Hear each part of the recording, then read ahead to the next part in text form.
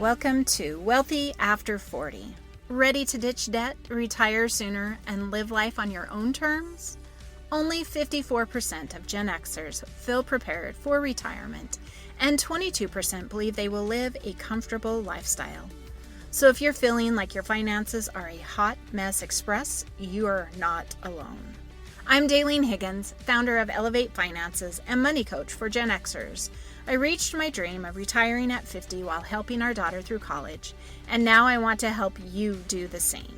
It's time to stop avoiding your finances like the plague and start having confident conversations about money. Join me every week to talk about personal budgeting, debt payoff, saving for retirement, money mindset, and leaving a legacy for future generations. Okay, friends, let's talk money. Hello, and welcome to today's episode of the Wealthy After 40 podcast.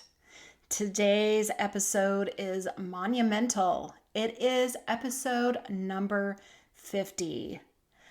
Never did I believe that this podcast would reach so many, connect with so many, and in fact, I was on a podcast interview the other day, and the interviewer said, you were invited to the show. So it's been my first and only invite to interview on somebody else's podcast. I've gone into other groups, but I have never been invited to a podcast.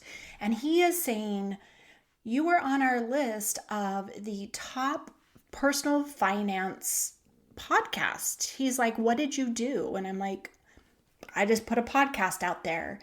And I said, I do believe it is the right niche. It's reaching the right people. I've had many people express that nobody is talking to those over 40, right? They're wanting to work with the 20-year-olds and the 30-year-olds because they have so much time to save. And me, being a Gen Xer and supporting those of you who are above 40, in their 40s, just struggling with, what do I do?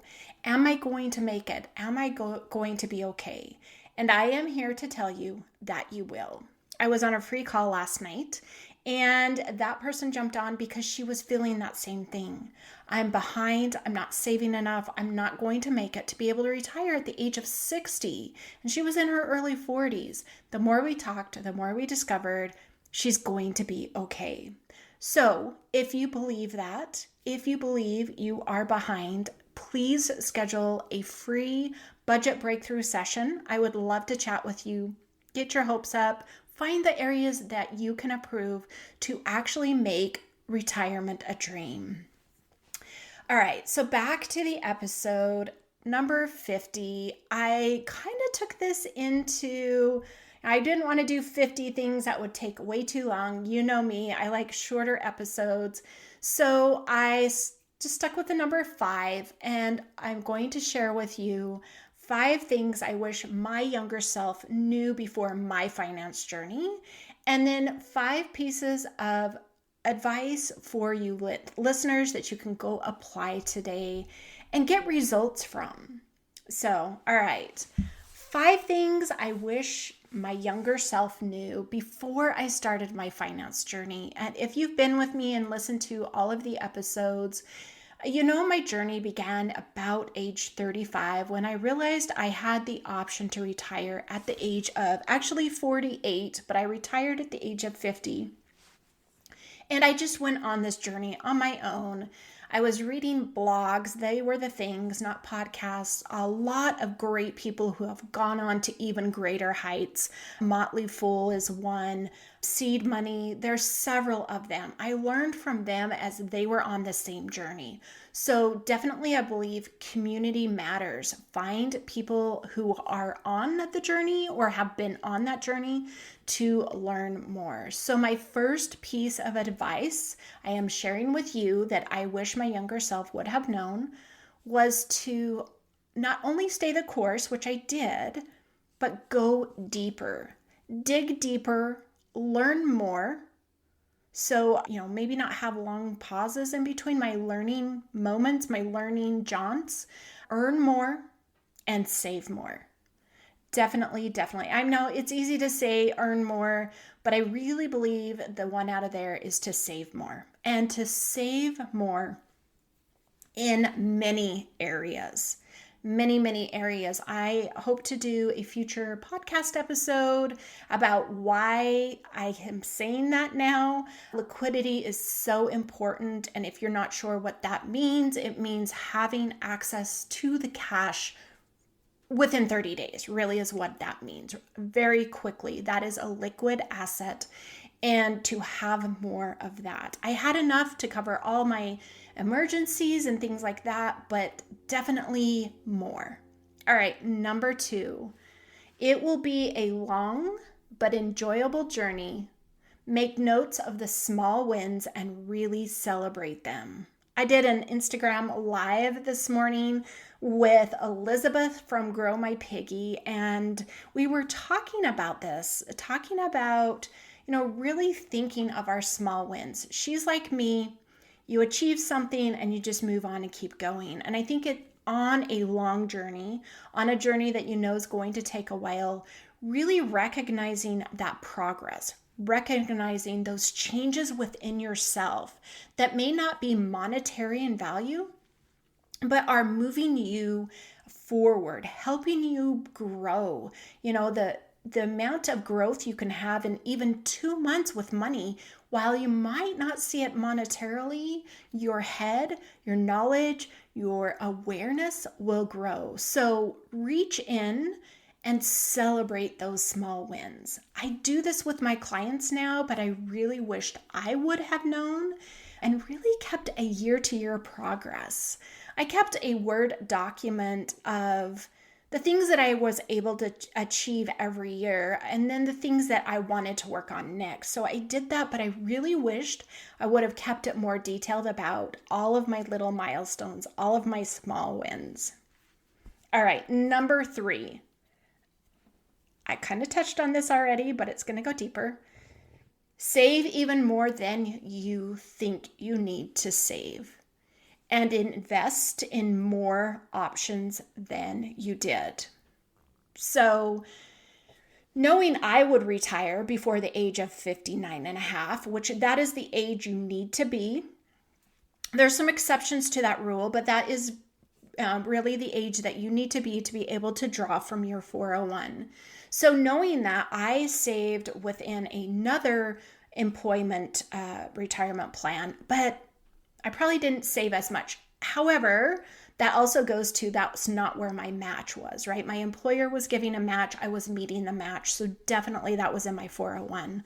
And so in that outside fund, I really wished I would have saved more. And again, going back to what I mentioned in number 1, I really wished I would have saved more cash. More, and I know that financial advisors are not going to love me, but being in this experience I'm going through now, which I will share in a future episode, I really wish I would have had more liquid cash today. All right, number 4. As you are thinking, so what I wrote was create a dream beyond retirement and include that on the money journey.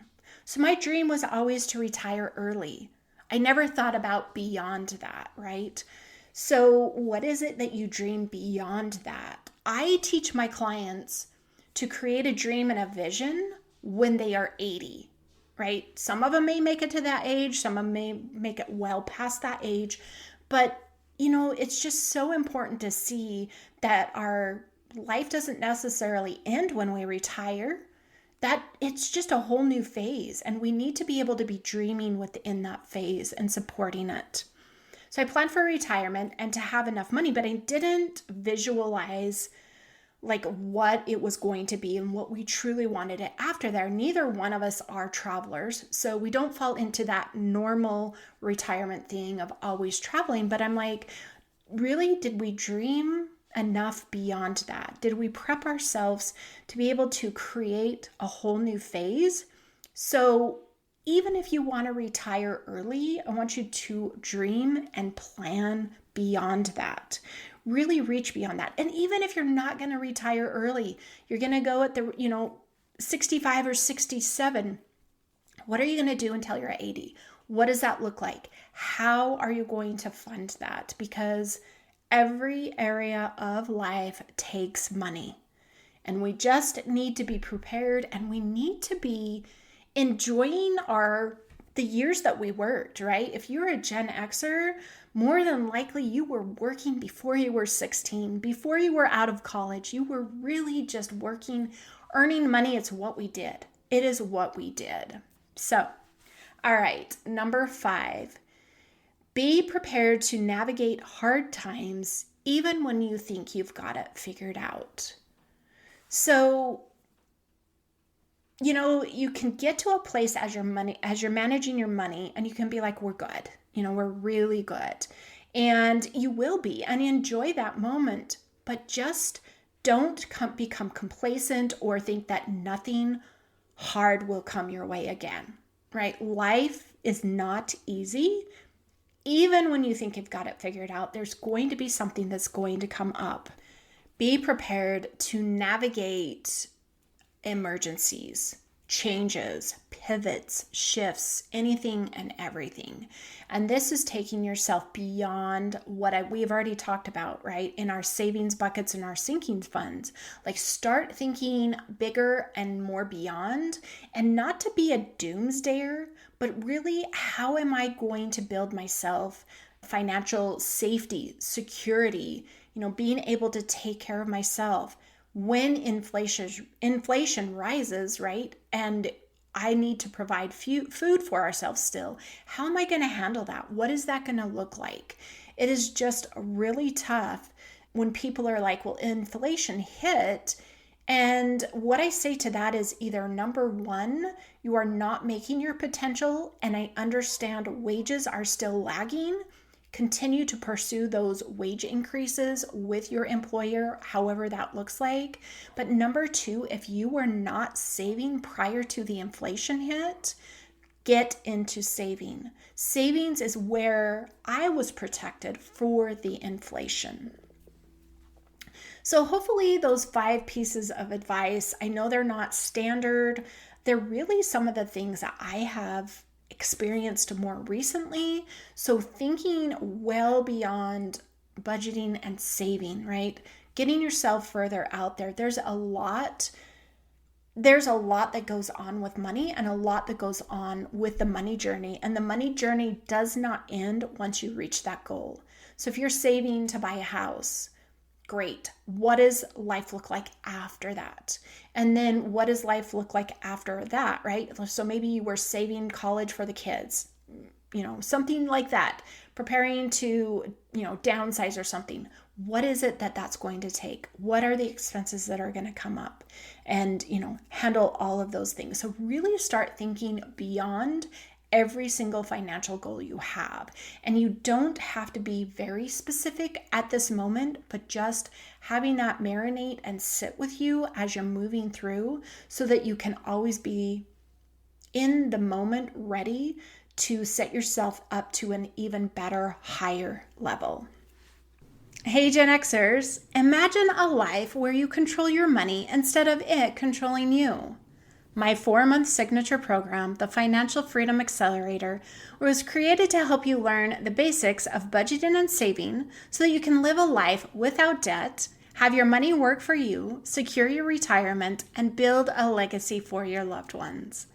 Let's face it, spending hours of your time trying to figure out where your money went is not serving you well.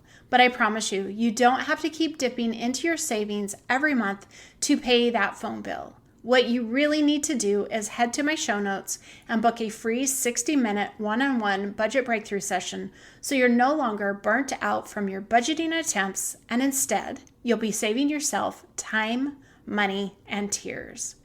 And because you're part of my podcast family, when you book a free call with me and mention Wealthy After 40, you'll get a special $200 discount for my signature program, the Financial Freedom Accelerator. Head to the show notes now to book that call and enjoy the rest of the episode. All right, now on to the 5 quick wins. Number 1, the savings challenge of 1%. You may have heard me talk about. Do that often and really challenge yourself. Really challenge yourself. That interview I was talking about that I was on, he's like, if you're making below 100,000, you should be saving 10 to 15% of your income. If you're above that, you definitely should be saving 20% plus. So calculate your savings rate, challenge yourself to just go 1% at a time. I always talk about baby steps. I always talk about, stretching yourself not too far, because that's where we give up, we don't succeed, but really just taking it and pursuing it for longer. So smaller jumps, but for longer times. When you are doing the savings rate and the savings challenge, this is for anything and everything that you're saving. Your savings buckets, your retirement accounts, your investments, your high yield savings, your health savings, your flexible spending accounts, right? Include all of that. That is all savings. That's all protecting you. Number 2, if you are not budgeting, start budgeting today. Thinking you don't need to worry about it is not true. Struggling with budgeting is very common, but you need to find a method that works for you. There's a lot of canned advice out there, or these philosophies that I think are very, very loud out there, whether you're on social media or listening to podcasts. And the one is pay yourself first. Now, I agree with this, but people struggle with this as a strategy. If you're like, it doesn't work for me, you need to find a different way, right? The guy I was talking about, he's like, I do that. I've just got to get my savings out of the way. One big fell swoop and I'm done. And I'm like, yeah, it works for you. It's definitely personal, right? It's about personality. It's about what we're thinking about it on the flip side. And so same with budgeting. I am not going to throw you into a spreadsheet with little numbers that I want you to spend, 3 hours a week on, if that is not you. Now, if that's you, I'll take you down that rabbit hole. I love numbers, right? And I love spreadsheets. But what I love even more is for somebody to be successful with the method that I am helping them develop. Budgeting helps you be aware of your financial picture, good or bad, and it helps you to explore your saving and your spending, right? Saving is just spending for later. Spending, we need to be doing where we enjoy, where it values and profits us, and all of those things. So start budgeting today. Figure out a method that works for you. If you have questions, jump on my budget breakthrough session. Let's talk about it. I can express all of the different ways of doing it. Your detail, your time will vary, and we can figure out what works for you. Number 3, have fun. Have fun on this journey. Money can be so heavy, and money situations, money events that happen can already be so heavy. So have fun. Create a feeling of freedom with where you're at and at the money you already have. Find a way to recognize that you're already in a place of joy.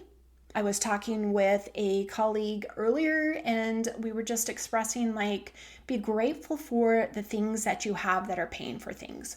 Nobody loves to pay the gas bill or the electric bill, but what we do love about it is our very nice home with our lights, with our warmth, with our cool, and recognizing what it's truly bringing us is so important.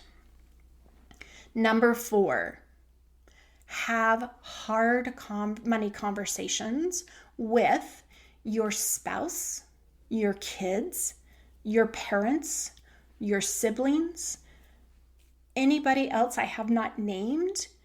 It's time to be having these conversations, and they need to be real. If you are in a relationship, whether your money is together or not, you need to be having money conversations with your spouse and partner. Do not overlook that. Do not think it's going to be fine if you just, really just grace it, but you really need to have hard conversations. Teach your kids about money. Keep it fun with them. It's little nuggets along the way.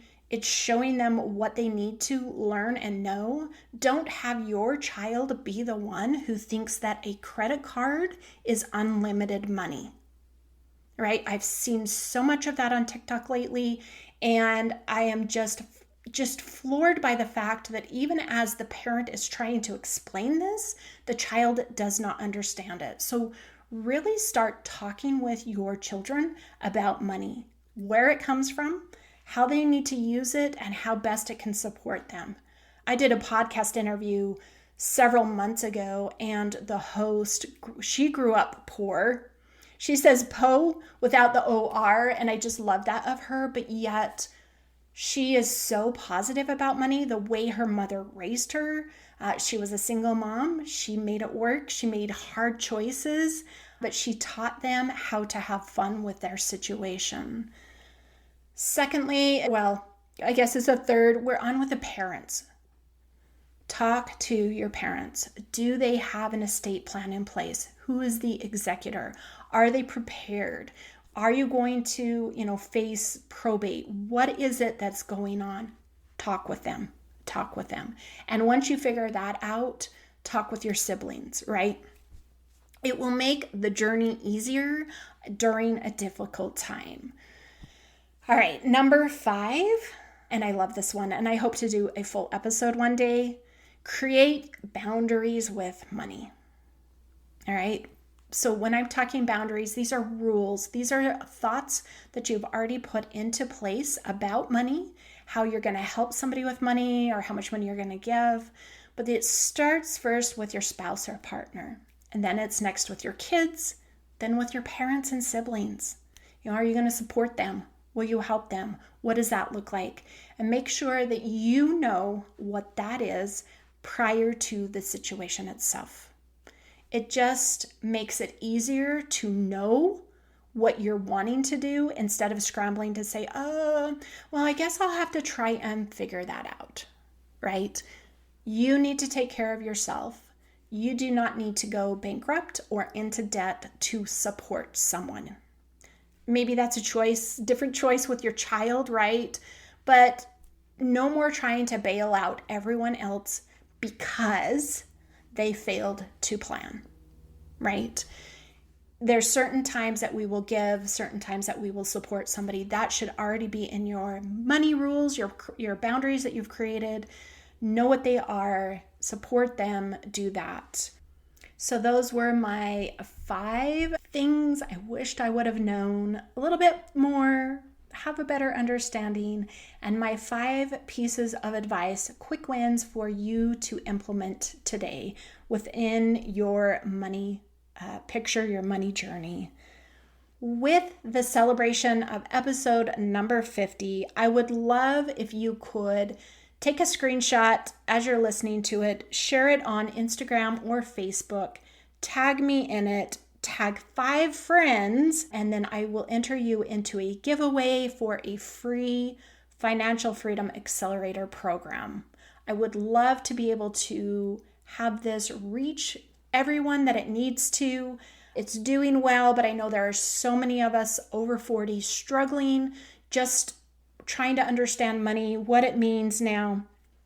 So please share, tag 5 friends who you think would benefit, tag me so you get credit into the giveaway.